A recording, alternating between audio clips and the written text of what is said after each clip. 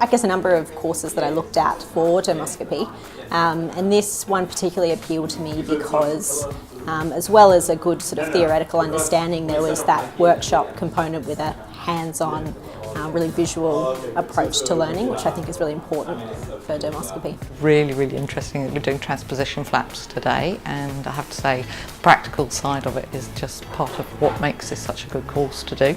If you excise an SCC or a BCC rather than benign lesion, the risk of infection is higher. We've been learning about dermatological surgical site infections, and we've had a lecture on transposition flaps and did a practical on transposition flaps on some pig skin.